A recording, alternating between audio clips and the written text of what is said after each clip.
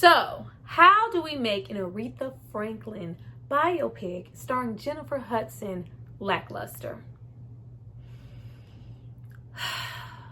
Let's talk about it.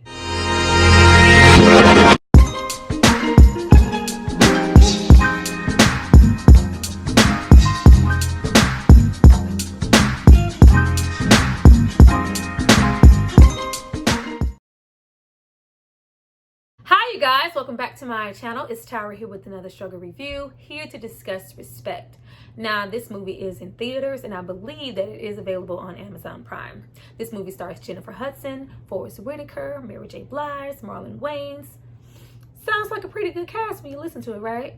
Now, before I get into why this film left me wanting more, what I felt like was a little shallow and just all around a really lackluster film, I need you guys to drop down and subscribe to my channel and like this video. I'm going to give you guys a moment to do that, and then we're going to come back and discuss all things Aretha.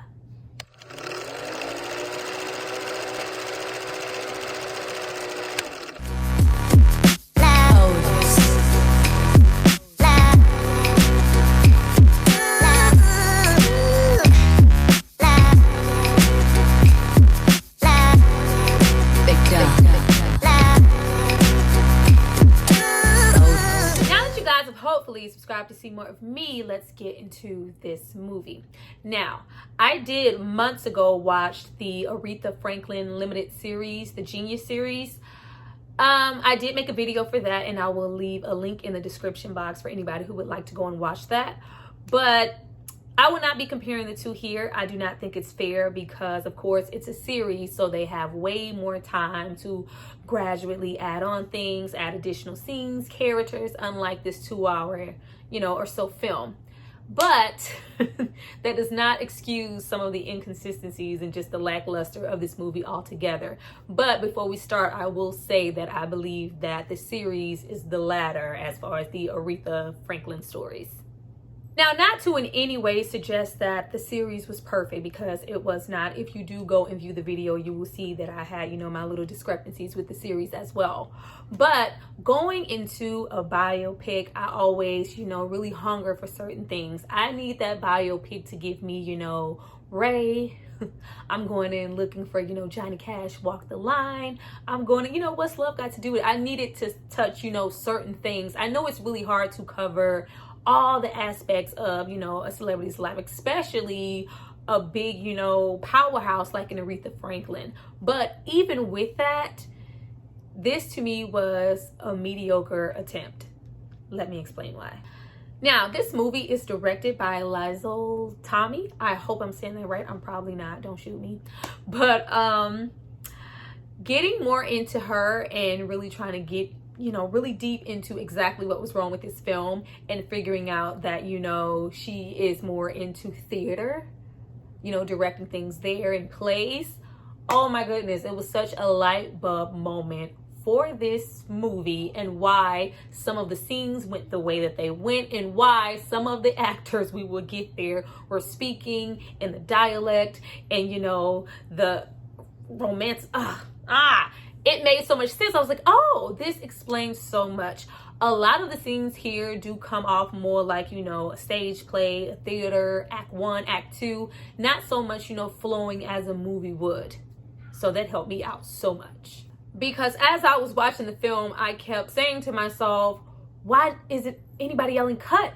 Nobody said cut, nobody said stop, nobody said, hey, maybe we should run that line again. And it explained why, this particular director thought that the delivery and the acting was okay. Whew, they almost had me for a second.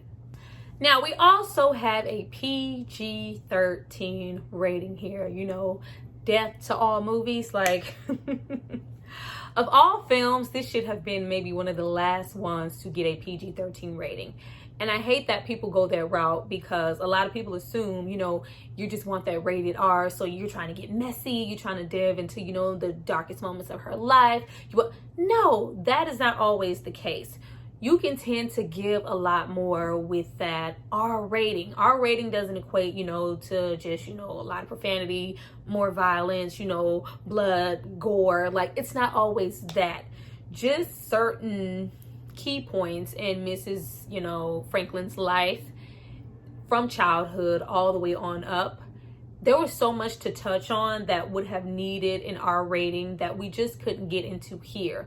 So with them focusing on what they focused on, and we're going to get to that later, it just didn't give us what we needed because it was PG-13. If we're really going to dive into this is fucking Aretha Franklin, like, there is so much, and you can, have your choices about what you give and take with her life story, what's real, what's fake, about her father, about her upbringing, the gospel circuit, her marriages, her motherhood, who she is to her family.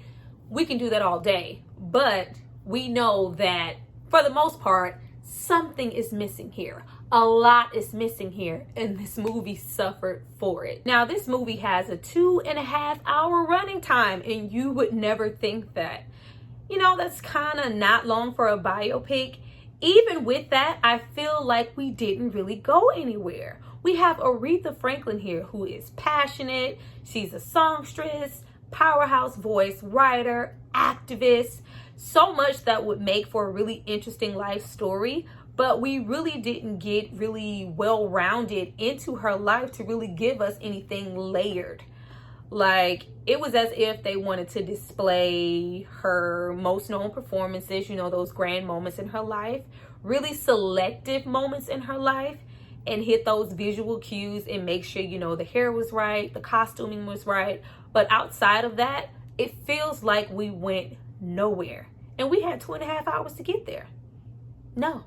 Now let's get into the cast and the acting. Surprisingly, here, in my opinion, the supporting cast did better than the main cast. Our Titus Burgess, Mary J. Blige, Mark Maroon, I believe.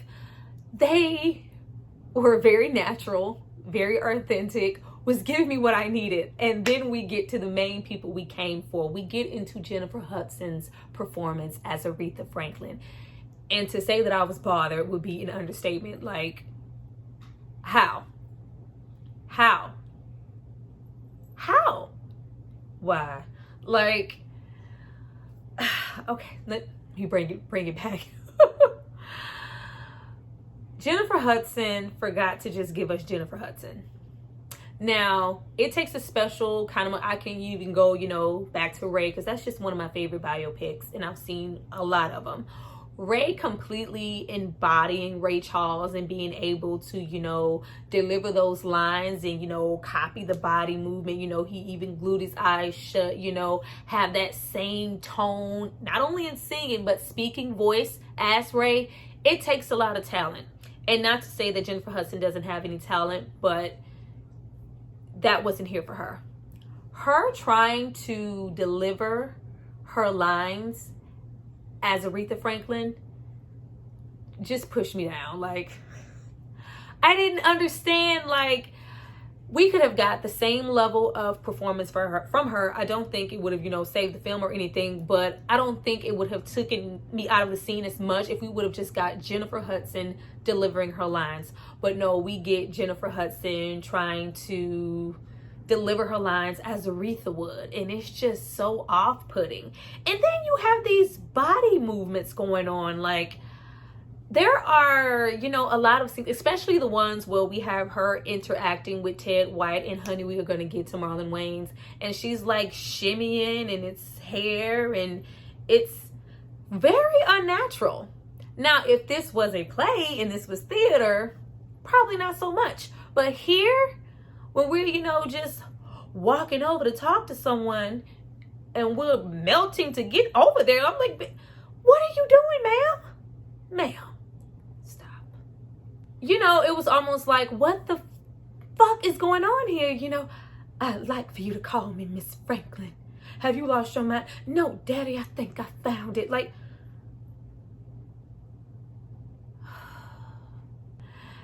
and then we get into my boo, Marlon Wayans. Like, I was really excited to get into his performance here because he doesn't do a lot of, dramatic acting. Marlon is all about comedy, the whole white chicks, the stuff that we love them for, Scary Movie. We don't get a lot of dramatic acting from Marlon.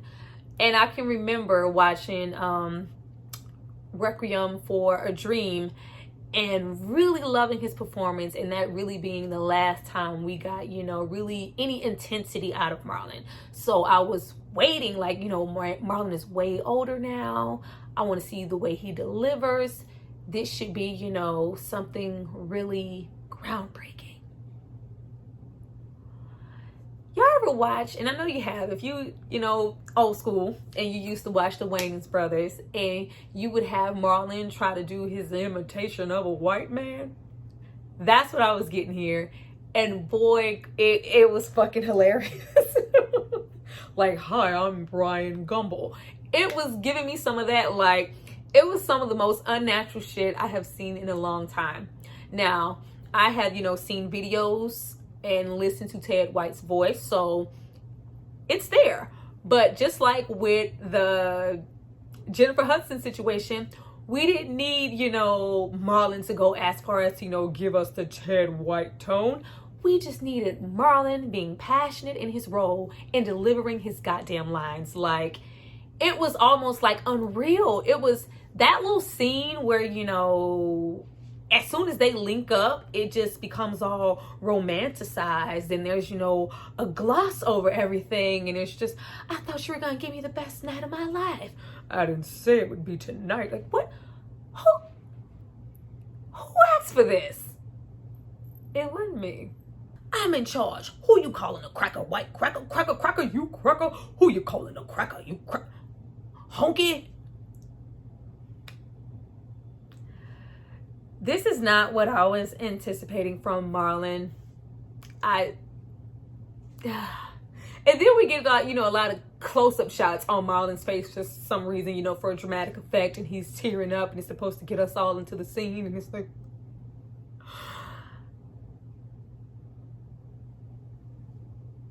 and then to top it off, we don't even just get time with Aretha to just get to know Aretha.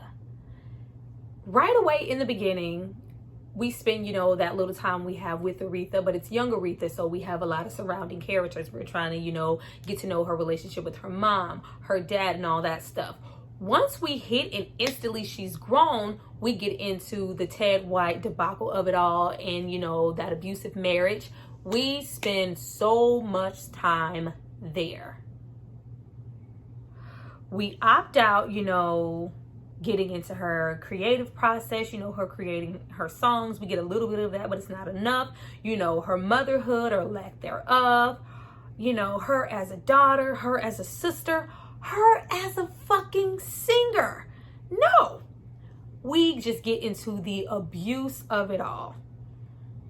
And we just transition through years and through scenes, you know, with words appearing on the screen and dates and years, and all we can seem to get from Aretha is, I want hits. What hits? Did I say I want a hit? I'm trying to get a hit. I need another hit. Oh, I want a hit. There was more to her life than just trying to get a hit. Now, if you are an Aretha fan, you do know she went, you know, from gospel, and when she was signed, they were, you know, kind of trying to make her into something that she wasn't with the record company and her dad, his vision that he had, you know, for her to be pristine and that whole thing and act a certain way, even though his ass was not that way. There was more to her than just wanting a hit. We spent way too much time on Ted White and her wanting a hit. Where was Aretha? Where was the soul in this film? This film lacked spirit. It lacked soul. This is the queen of soul. How was gonna lack goddamn soul? Like, we really don't get any diva here. When I think of diva, I think of Aretha Franklin. Now, I do understand, you know, her not just being an overnight diva and her displaying those things right away, but we never actually see that. We spend 2 hours with them just to see a woman who is mentally abused by her dad, you know, controlled all her life, abused and controlled by her husband, her, you know, feeling some type of way about things that happened to her in the past, which I will get to later, and her kind of being an all-around shitty sister, companion, and mother to all the, you know, people surrounding her. And I'm like, was this, you know, and I know you guys know the scene that we get when we actually kind of interact with all of her family at the same time later on in the film. And though she is going through her ups and downs, that's really the only scene we get. Other scenes that we do get with the sisters prior are really kind of obsolete. And it really kind of shows them to be nothing more than kind of background singers. And her family was way more than that. All of her family, all the way, you know, from her father to her sisters, who were very influential in her life. They were there. They were supportive. They were more than just singing in the background. So to get that one scene and it's just like, man, and you ain't shit, you ain't coming to see you, oldest ass scene. I was like, this is all we're going to get, right? Right. Then we get into the songs and Jennifer Hudson, you know, performing her songs, which was going to be good because it's Jennifer Hudson. But let's talk about how they ruined it. The story is so lackluster and kind of, you know, uninteresting at moments, and we jump so much. And they are kind of trying to do this thing in the film where they have, you know, an intense moment happen in her life, most of them surrounding Ted White, and her kind of singing her heart out and, you know, just putting how she feels on record. There's no meat and potatoes behind any of it. And the scenes are so quick, but when we get to the songs, we're practically singing the whole damn song. So after a while, it just kind of becomes Jennifer singing the hits. That's what I was getting. I wasn't, you know, living for anything. I wasn't into the scenes. It was like Jennifer singing the hits, Jennifer's performing. We hit those visual cues. The hair is there. The dress is there. You know, the audience is there. The sisters are appropriately dressed. Ted is sneering in the background. We may, you know, sprinkle in a little Martin Luther King Jr. here and there, and that was it. Jennifer singing the hits. So her really having those little sparse moments of, I think we just really got one moment. We got that one moment, you know, where she's, you know, showing her creative process and trying, you know, to write respect and that whole thing. And we have that moment, you know, with her sister and that whole thing, and Ted kind of stepping on that. But outside of that, we don't really get into, you know, her genius as a songwriter, her, you know, creative process. We need to see those things, and those are some of the luxuries that we did get to see in that limited series. But here it's just not there. We sit here with this woman for 2.5 hours.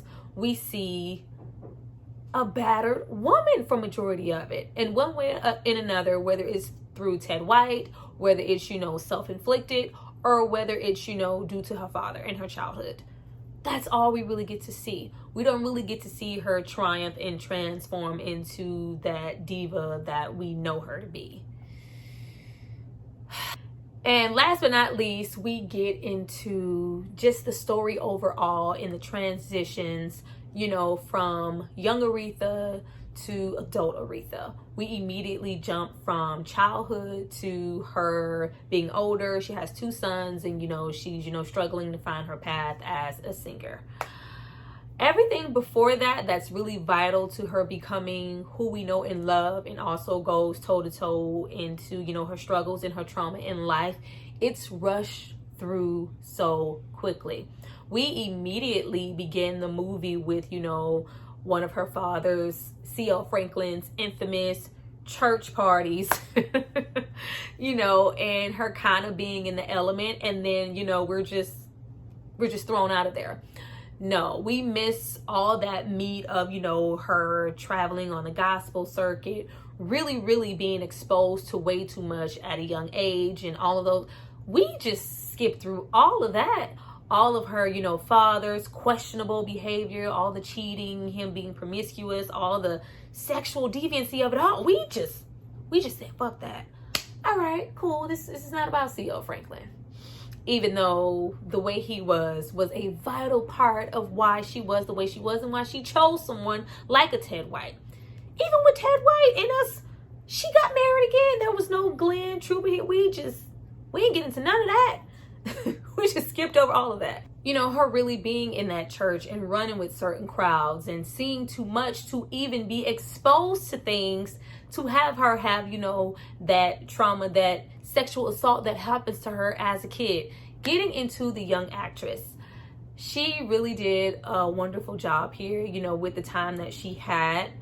Personally, for the time that we did have her and what we had, you know, her young body go through between, you know, the young man coming up and assaulting her in the bedroom, I wish that we had someone older, because not that anything, you know, would make it right, because at the end of the day she was 12, but that young lady kind of looked every bit of 8 with the way that she was, you know, styled, and it's just like boom, an 8-year-old was pregnant.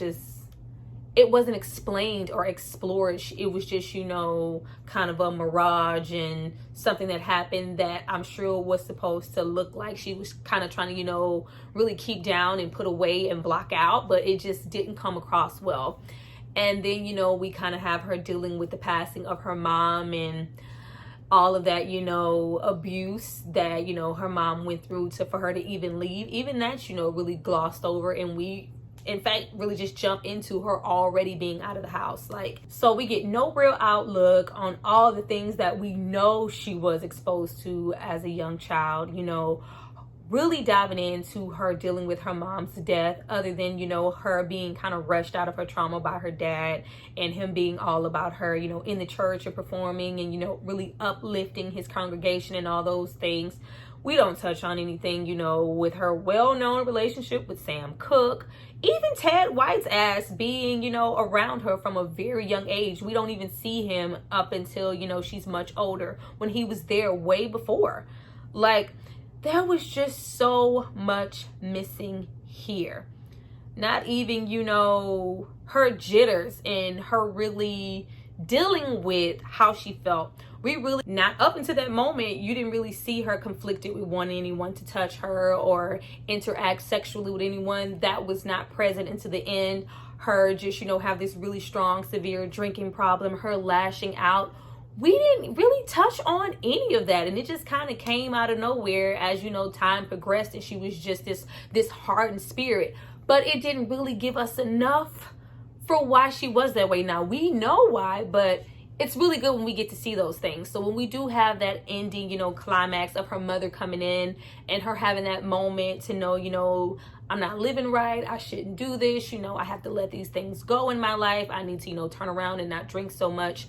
All of that, and us just ending on, you know, her being in the church, giving, you know, that grand performance that we know her for in that recording, and kind of trying to have us have the idea that, you know, she's finally letting go of something after she, you know, talks to the whole pianist and the singer from the church who's been there with her family since she was a kid and knows, as you know, he's really familiar with her trauma. It's just not enough. And it doesn't hit well, even, you know, with her father showing up. And that's just, it was supposed to kind of give us closure when we didn't really go anywhere to begin with. Like, the movie was just missing so much. Now, in my personal opinion, if you want a more well-rounded story told about Miss Franklin, your best bet is to watch, you know, documentaries on her, maybe read a little bit about her, and maybe watch, you know, the series, even though it might be, you know, a little bit more heavy-handed with the trauma and give you what you're looking for. Go those routes, not this film. Well, you guys, that was my review for Respect. I hope you enjoyed it. Please drop down and tell me what you thought about this film. In my personal opinion, this film just did not do it for me. This movie needed, you know, some salt and pepper, a little hot sauce. It just was not there. It lacked the soul that we get from Aretha Franklin, and what's an Aretha Franklin film without any soul? But I look forward to reading your comments below. I see you guys next time. Bye.